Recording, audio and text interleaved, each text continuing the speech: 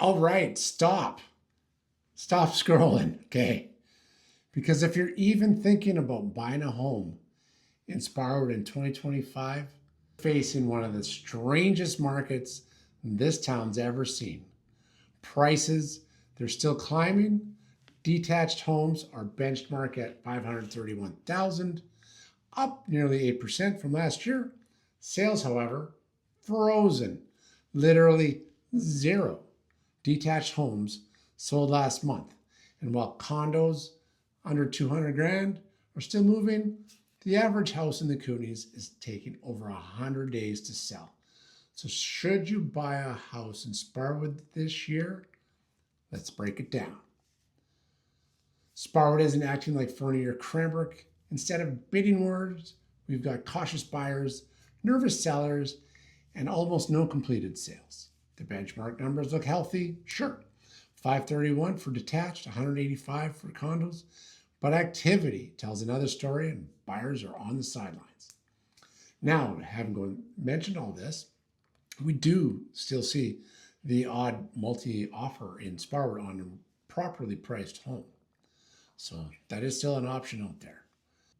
But basically, that makes the million-dollar question: buy now while prices are stable, or risk it and miss?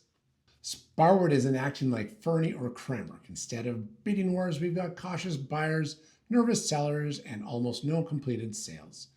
The benchmark numbers look healthy: 531 for detached, 185 for condos, but activity tells another story. Buyers are sitting and waiting on the sidelines for that perfect place. And this makes this million-dollar question: buy now while prices are stable, or wait and risk missing your window if rates drop or demand suddenly picks up. And here's the twist: waiting might feel safe, but it could actually cost you more in time and cost you more in house. And let me explain. Prices are edging up. Even with slow sales, detached prices in Sparwood are almost up 8% year over year. And that's proof that sellers aren't panicking. They're holding firm. If you wait for a big crash, you might never see it. Condos are the real entry point at 185 grand. Condos are actually selling. If you're a first-time buyer or investor, this is the lowest barrier to entry in the entire Elk Valley. Sparwood is a deal. And negotiating power is real, with detached homes sitting 103 days on average across the region. You've got some leverage. You can negotiate some repairs, price drops, even credits. Things buyers couldn't dream of a few years ago.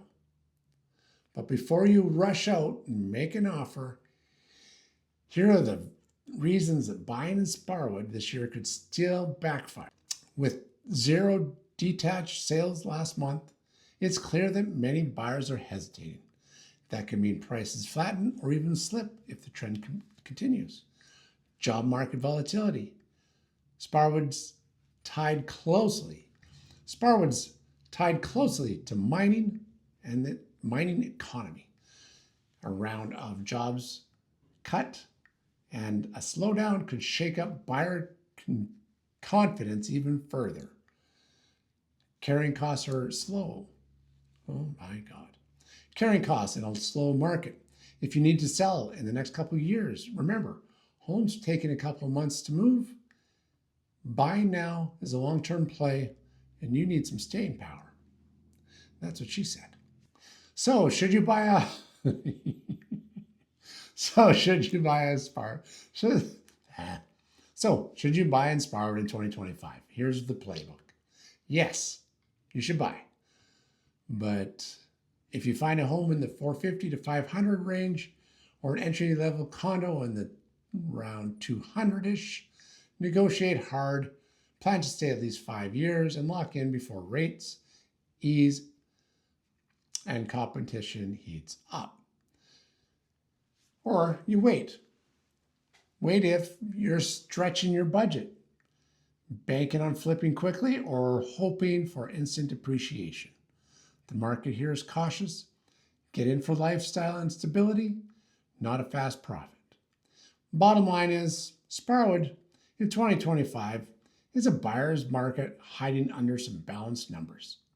The smart move here is to buy strategically, not emotionally.